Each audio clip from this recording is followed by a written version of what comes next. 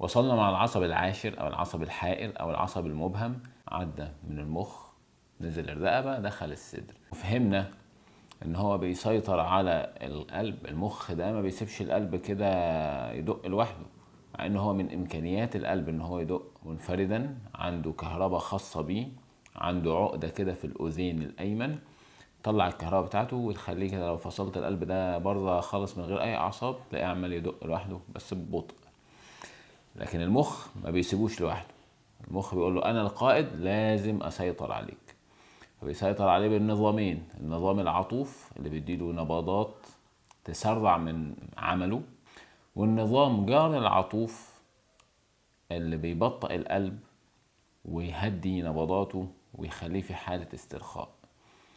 الجندي من النظام جار العطوف اللي بيغذي القلب هو العصب الحائر أو العصب العاشر، وده جزء من عمله في منطقة الصدر. في جزء تاني اللي هو بقية أحشاء الصدر. إيه اللي جوه الصدر تاني؟ الرئتين.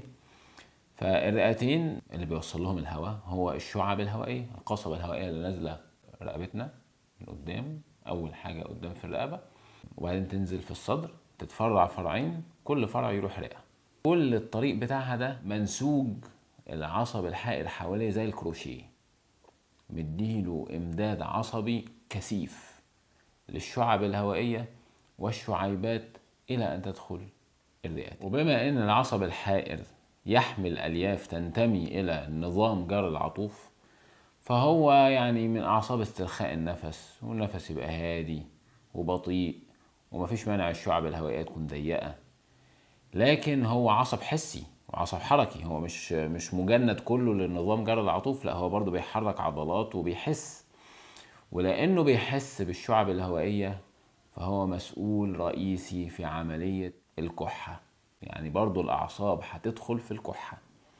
احنا في علاقة متشابكة ما بين الأعصاب وكل أجهزة الجسم، وده شيء بيتضح يوما بعد يوم في الحلقات بتاعتنا. خلونا نفهم الكحة مع العصب العاشر في حلقتنا اليوم.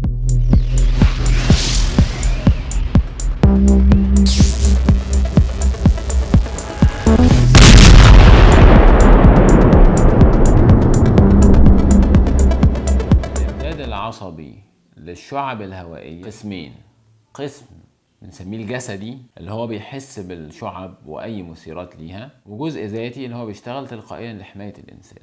الجزء الذاتي ده مجموعة الإشارات العصبية المنقولة في عدد من الأعصاب، مش عصب واحد، الخاصة بالهرب والحرب. حافظ على حياتنا في موضوع الصدر ده بأن هو بيوسع الشعب الهوائية، خلينا ناخد نفس كويس ونفس سريع علشان لما بنجري من الأعداء أو بنجري ورا الأعداء أو بنجري من الحرامي أو بنجري من الحيوان المفترس أو في حالة توتر أو في حاجة إلى مزيد من الأكسجين لأي سبب، تتسع الشعب الهوائية. ولذلك بيستخدموا الأدوية اللي بتشتغل في النظام العطوف زي الأدرينالين ومشتقاته وأشباهه، بيستخدموها في المرضى اللي عندهم حساسية، لأن الشعب الهوائية عندهم ضيقة فعايزين نوسعها لهم.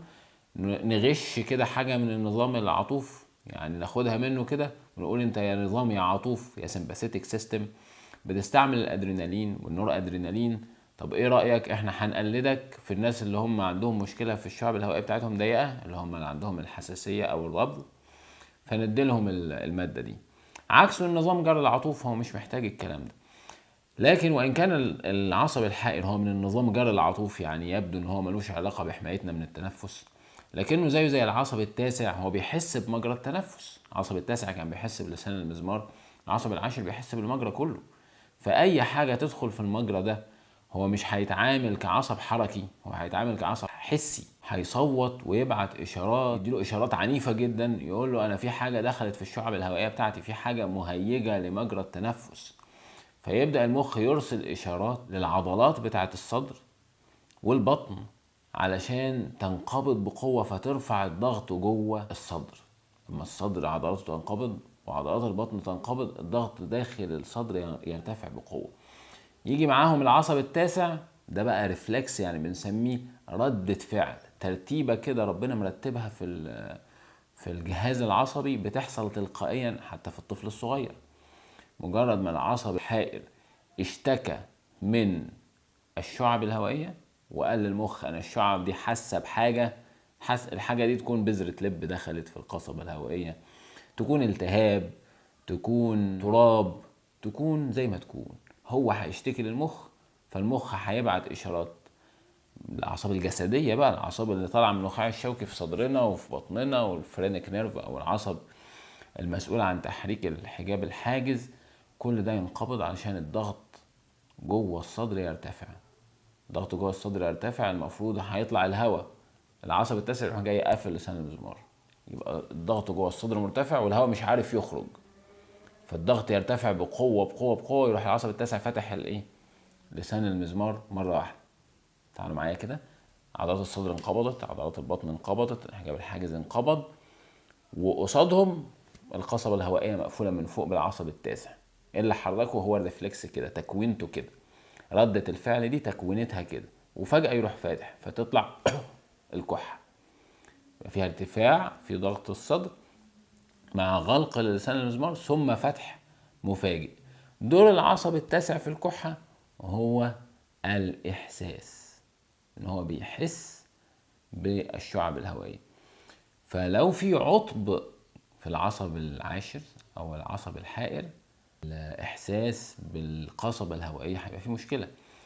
فهنا بيتشابه زيه زي العصب التاسع في إن هو اعتلال الموضوع ده يهدد الحياة، وبيبدأ من العصب التاسع الحقيقة مش العصب العاشر. أهمية العصب العاشر اللي هي الإكلينيكية أو السريرية اللي احنا هنشوفها بقى أكتر، أو يعني اللي بتتشاف كل يوم واللي ممكن تلفت نظركم، هي توتر العصب الحائر. حضراتكم فكروا كده، لو العصب الحائر اتوتر لأي سبب جسدي أو نفسي، إيه ممكن يحصل؟ برافو عليكم، ممكن يتسبب في كحة. فلو كان توتر العصب الحائر ده غير مبرر لأسباب الهشاشة البدنية والنفسية اللي بنقول عليها الشكوى الوظيفية، فمن الوارد جدا انك تلاقي المريض ده بيكح، لان العصب الحائر بتاعه متهيج.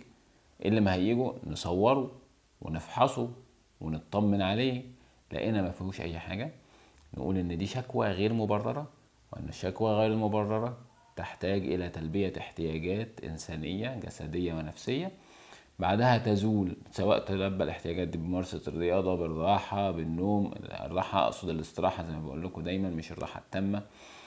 الأدوية اللي بتقوي الحالة النفسية، الأدوية اللي بتهدي انتقال الكهرباء في المخ، دي كلها أنواع من علاج توترات الأعصاب غير المبررة.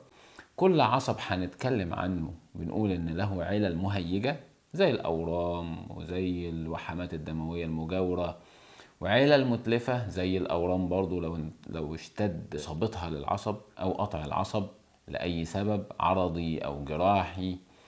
كل دي علل نوعين زي ما قلنا، كل علل الأعصاب متلفة أو مهيجة، يا تبوظ العصب يا تهيج العصب وتزود نشاطه والكهرباء اللي فيه. والعلل المهيجة دي بالذات يا بتكون مبررة، نلاقي الشيء المهيج، يا إما غير مبررة، اللي هي احيانا بيتصور الناس ان احنا نقصد بها ان هي مرض نفسي. هو ساعات يقول عليها نفس جسمانيه او كده، لكن الاسم اللي بنشوف ان المريض بيتقبله اكتر وبيلاقي منه اقتناع اكتر هو تسميته بان هو medically unexplained symptom، وده بيشكل يعني ما يقرب من خمس او ربع الحالات بتاعه اعتلال الاعصاب.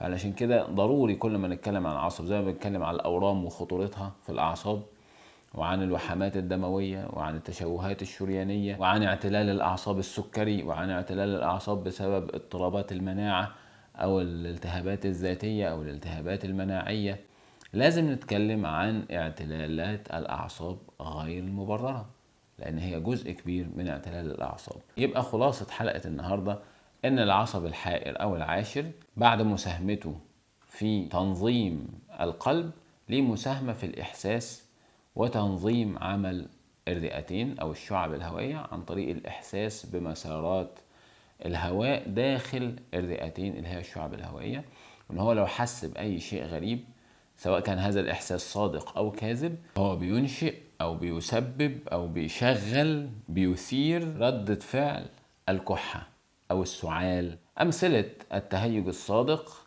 التهيج بسبب الميكروبات أو الأجسام الغريبة اللي ممكن تدخل مجرى التنفس، وأمثلة التهيج الكاذب اللي هو اعتلال العصب الحائر غير المبرر. منياتي لكم جميعا بالسلامة، وأشكركم على متابعتكم واستماعكم.